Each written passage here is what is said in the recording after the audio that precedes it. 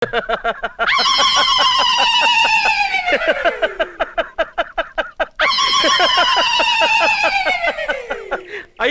ఇల్లు బీకి పందిరేశారన్నమాట.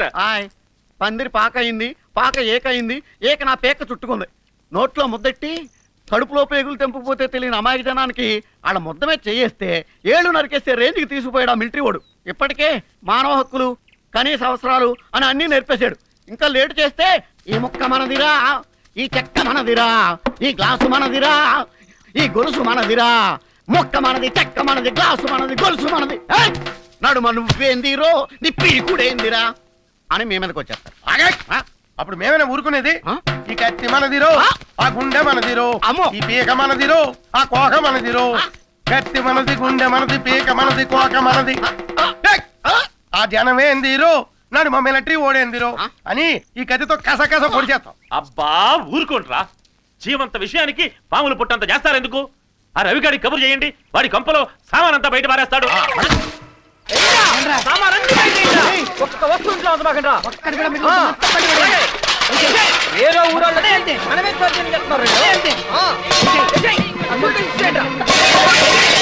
ఏంటి సామాన్లు బయటేస్తున్నారు? ఇల్లు ఖాళీ చేస్తున్నాం. ఇల్లు కాదు, ఈ ఊరే ఖాళీ చేయాలి. ఎందుకు చేయాలి? ఏం తప్పు చేశావని చెప్పాల్సిన అవసరం లేదు. అదేంటండి, మా ఇంట్లో సామాన్లు బయట పడేస్తూ నాకు చెప్పాల్సిన అవసరం లేదంటున్నారు? నా ఇల్లు అంటున్నావు, ఇదేమన్నా నీ బాబుగాడు కట్టించినిలా?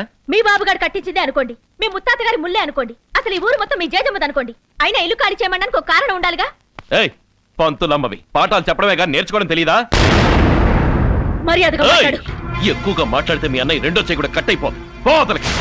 వెళ్ళిపోమ్మనగానే వెన్ను చూపించేవాడినైతే పాకిస్తాన్ వాళ్ళతో ఫ్రెండ్షిప్ చేసి వాళ్ళు పెట్టే బిర్యానీ తిని 2 చేతులతో క్షేమంగా తిరిగి వచ్చేవాడిని. తెగిపడిన చేతినే స్థన్గంలా పట్టుకుని శత్రువుని తరిమి కొట్టిన చరిత్ర నాది. అంత చరిత్ర ఉన్నవాణ్ణి ఈ ఊళ్ళోంచి తరిమి కొడితే బాగుండదనే మాటలతో చెప్పాను. మా బుచ్చన్న మనిషి మీద దౌర్జన్యం చేశావు కాబట్టి ఇక ఈ ఊళ్ళో ఉండే హక్కు నీకు లేదు. నువ్వెవడివి నా హక్కుల గురించి, హద్దుల గురించి మాట్లాడటానికి? ఈ నేల నా కన్న తల్లి, కంటి బిడ్డ కన్న తల్లి గుండె మీద నుంచి ఒడిదాకా ఎక్కడైనా హాయిగా ఆడుకుంటాడు. ఈ భరతమాతకి కంటి నుంచి కాలిదాకా ఎక్కడ చేరినా హక్కును చేర్చుకునే గుణం ఉంది. ఈ గుణాలు అణాలు మన దగ్గర జాంతానాయి. మా బుచ్చన్న ఆర్డర్ వేశాడు, ఇక ఈ ఊళ్ళో ఉండడానికి వీల్లేదు. ప్రభుత్వం భూమి ఇచ్చినా సరే దాన్ని వదిలిపెట్టి వెళ్లవలసిందే. చెల్లెలు టీచర్ అయినా సరే రాజీనామా చేయవలసిందే, లేదా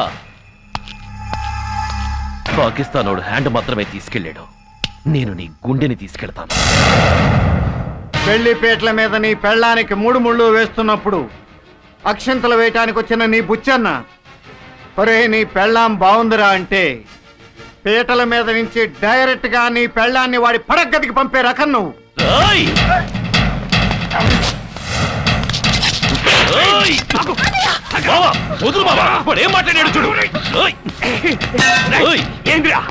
ఏంద్రా ఆయన అన్న మాటలో తప్పేంద్రా?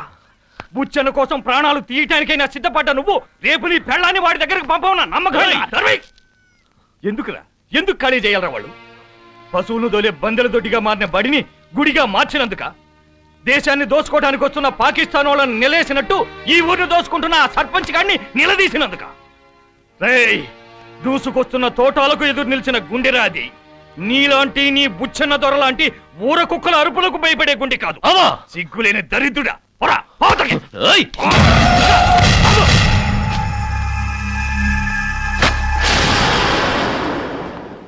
పుట్టాడు పుటక.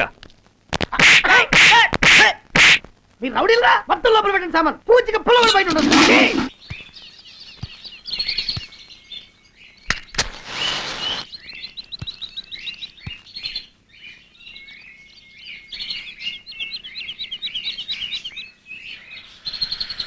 వాసు, అక్క అక్క అక్క అక్క ఏంట్రా, ఏమైంది? అక్క ఇంకా ఏమైందంటావేంటక్క? ఇక్కడ నువ్వు కొండలు మోస్తుంటే అక్కడ నీ గుండెల్లో గుణపాలు దిగుతున్నాయి. నిన్ను కంటికి రెప్పలా కాయాల్సిన కంచే పక్క చిల్లబడి మేస్తుందక్క. నువ్వు తాగాల్సిన మళ్ళీ ఇంకో పిల్లి తాగేస్తుందక్క. ఎవరా పిల్లి? పంతులమ్మ అక్క. పంతులమ్మ నీకు తెలుసుగా? తెలుసా ఏంటి? ఈ ఊళ్ళో వాళ్ళకి పరిచయం చేసింది నేనేగా. నువ్వు పరిచయం చేసా బానే ఉంది, తను మాత్రం రవేణతో సంబంధం పెట్టుకుంది. పంతులమ్మ గురించి తప్పుగా వాగావో చెప్పుతో కొడతా. నువ్వు చెప్పు చుక్కొట్టినా చెంబు చుక్కొట్టినా తను మాత్రం నీ ఉట్టి కొడుతున్న మాట మాత్రం నిజం. రవణ వాళ్ళని ఊరు నుంచి వెళ్ళిపోమని వార్నింగ్ ఇచ్చాడు.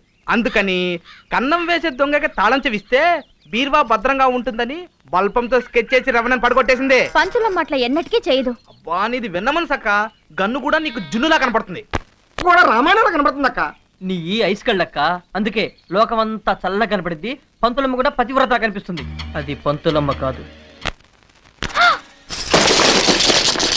ఈ పేటకు నేనే మేస్త్రి, మీరు పేదల బావలో ఏమాటాడుతున్నారా? గోళీలాట ఆడుతున్నాం. వారిని గోళీలాట, తొక్కుడు బిల్ల, బిల్లంగోనే, వంగుడు దూకుడు ఇవన్నీ కన్నంబకాలు ఉన్నట్టు ఆటలు రా. అయితే క్రికెట్ ఆడుకోమంటావా? ఆడతావు క్రికెట్. మన ఊర్లో పిచ్ ఎక్కడుంది కాబట్టి గిచ్చులాట ఆడుకో. ఇచ్చుళ్ళా అదెట్ ఆడుకోవాలి? Very simple. అందమైన అమ్మాయి అలా వెళ్ళిపోతున్నప్పుడు వెనక నుంచి వెళ్ళి టైర్ కసక్కిని గిచ్చడం. వారిని ఎంకమ్మా, టైర్లు కార్లు కొంటాయి కానీ అమ్మాయిలకి ఎందుకు ఉంటాయి? ఓరి కాకరకాయ మొహోడా, ఇది నడువు అనుకో. ముందుకు పెరిగితే బొర్ర, వెనక్కి పెరిగితే టైరు. ఓ సదేనా, టైర్లు మా అత్తమ్మ కూడా ఉన్నాయి.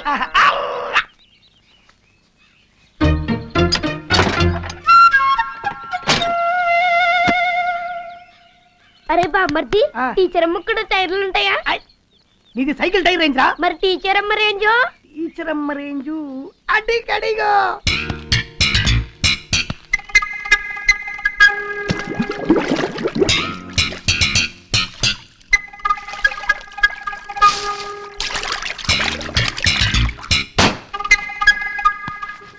అరే బామ్మర్ది, రవణ గోడ దూకుతున్నాడేంద్రా? అది గోడ దూకడం కాదు, అదో రకమైన ఆట. ఆ ఆట పేరేంటి బామ్మర్ది? జంప్లింగ్ ఆట.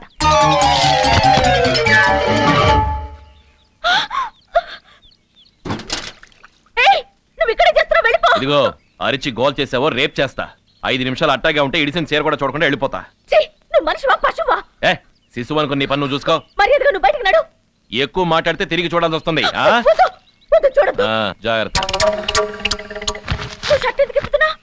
నేను కూడా స్నానం చేద్దామని. అరే బామ్మర్ది, స్పాట్ సూపర్.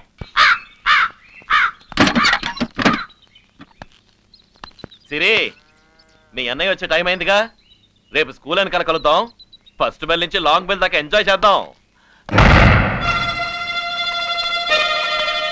ఏంటయ్యా నీకు ఇక్కడేం పని? అబ్బే ఏం లేదు, ఆకి మన దొడ్లో సబ్బెత్తుకెళ్ళి వీళ్ళ దొడ్లో పడేసింది. అది తీసుకొద్దాం లోపలికి వెళ్ళా. సబ్బేది? వాళ్ళ సబ్బు అనుకుని టీచర్ అమ్మ తెగ రుద్దుకుంది. ఆ నొరుగు చూసి మన సబ్బు అరిగిపోయింటుందని వస్తున్నా. నీ సిగ్గు చితక, అబద్ధం చెప్పిన అతికినట్టుండాలయ్యా. నిజమే చెప్తున్నాను. సబ్బు అరిగిపోవడం నిజం, నురుగు రావడం నిజం. కానీ కాకి సబ్బు పడేయడం అబద్ధం, టీచర్ అమ్మ నన్ను పడేయడం వాస్తవం. చాలా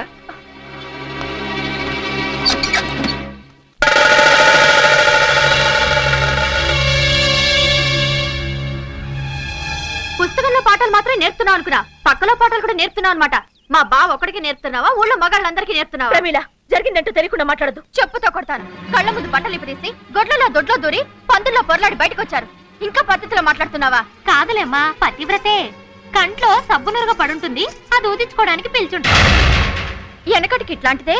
అక్క మొగుడు పక్కలో దూరి ఏంటో దూరావంటే సరసానికి కాదు సవరం కట్టించుకోవడానికి అందంట. చేసుకున్న దానికి ఒక్కడే మొగుడు, ఉంచుకున్న దానికి ఊరంతా రంకు మొగుళ్ళని. నువ్వు ఈ ఊళ్ళో ఉంటే ఈ ఊళ్ళో మగాళ్ళు వాళ్ళ పెళ్ళాల పక్కలో పడుకోవడం మానేస్తారు. ఇంకా దీంతో మాట్లాంటే ఉసై ఇల్లు ఖాళీ చేసి వెళ్ళిపోతారా, తని తరవేమంటారా?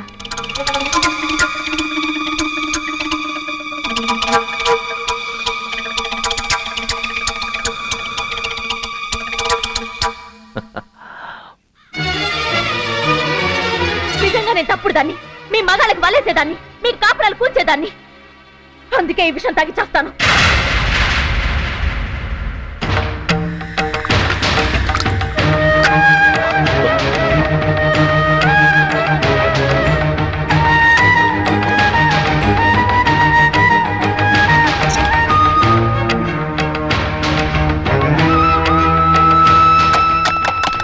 పశువుకైనా ప్రేమ ఉంటుంది, కత్తి పట్టిన వాడికైనా కనికరం ఉంటుంది. నాకు పాఠాలు చెప్పడం తప్ప పక్కలేయడం తెలియదని నమ్మితే నా మీద నింద వేసిన వాడే వచ్చి నన్ను కాపాడతాడు. నన్ను బజారు దాన్ని చేసిన వాడే నేను ఉత్తమురాలని ఊరంతా చెప్తాడు.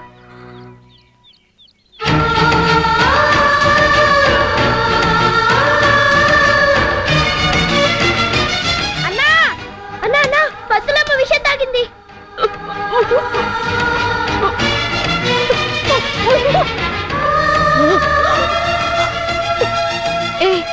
చచ్చు చస్తుందేమో. సంసారాల మధ్య ఉండే చస్తే బతికితే చస్తే ఆ పాపం మనకి చుట్టుకుంటుందేమో. కాదు, పుణ్యం వస్తుంది. నోరు మూసుకుని ముందు పంతులమ్మని కాపాడండి. పంతులమ్మ తప్పేం లేదు, వాళ్ళని ఊరు నుంచి వెళ్ళగొట్టాలని నేనే డ్రామా ఆడాను. ముందు వెళ్ళండి.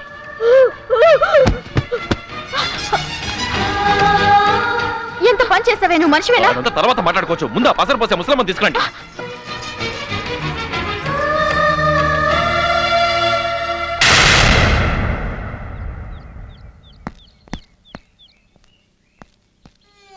అమ్మా శిరీష, తొందరగా చూడమ్మా.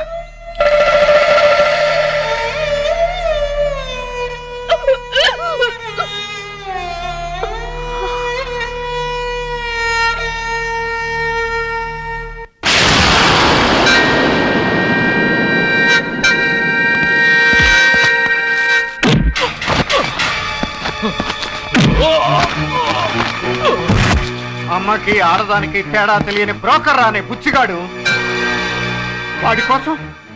వాడి కోసం నా చెల్లెల్ని బజార్లో నిలబెడతావరా? నా బుచ్చననే బ్రోకర్ అంటావరా?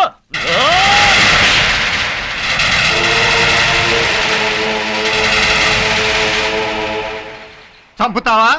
కమాన్ కిల్ మీ. ఏంట్రా, నరకటానికి కూడా నీ బుచ్చిగాడి పర్మిషన్ కావాలా? నన్నేమైనా మా బుచ్చన గురించి మాట్లాడితే ఏం చేస్తావు? చెయ్యి నరుగుతావు, దొంగ ఓట్లు రాయిస్తావు, మమ్మల్ని ఊళ్ళోంచి వెళ్ళిపోమంటావు. పొమ్మటమే కాదు, ఆయన ఏం చెప్తే అది చేస్తాను. ఆయన కావాలంటే నా గుండెని కూడా కోసి ఆయన కాళ్ళ దగ్గర పెడతాను. మరి నీకేం చేశాడు నీ బుచ్చన్న? ఈ ఊరికేం చేశాడు? కాలువలు తవ్వించాడా, కరెంటు తెప్పించాడా, రోడ్డు వేయించాడా, బస్సు నడిపించాడా, పాఠశాల కట్టించాడా, ఆసుపత్రి పెట్టించాడా? అసలు ఈ ఊరికి ఏం చేశాడు నీ బుచ్చన్న? ఏమైనా చేస్తాడు. నేను అడిగితే కాలువలు కరెంటే కాదు, ఈ ఊరినే బంగారం చేస్తాడు. బంగారం చేయనక్కర్లేదు, ఈ ఊరికో రోడ్డు వేయించమని చాలు. నీ బుచ్చన్న కాళ్ళు కడిగి ఈ ఊరు విడిచిపెట్టి వెళ్ళిపోతాను. ఈ ఊరికి వెలుగు తెప్పించమను. నీ బుచ్చన్నకి ఇదే ఊళ్ళో విగ్రహం పెట్టిస్తా. పాఠశాల, ఆసుపత్రి కట్టించమను. దేశం కోసం వదులుకున్న చేత్తో పాటు కృతజ్ఞతగా నీ బుచ్చన్నకి ఈ రెండో చేతులు కూడా నరికిస్తా. చేయిస్తావా? Come on tell me. చేయిస్తా, నువ్వు అడిగినవన్నీ చేయిస్తా. ఈ ఊళ్ళో హై స్కూల్ కట్టించి నీ చెల్లెనే రిబ్బన్ కట్టింగ్ పిలుస్తా.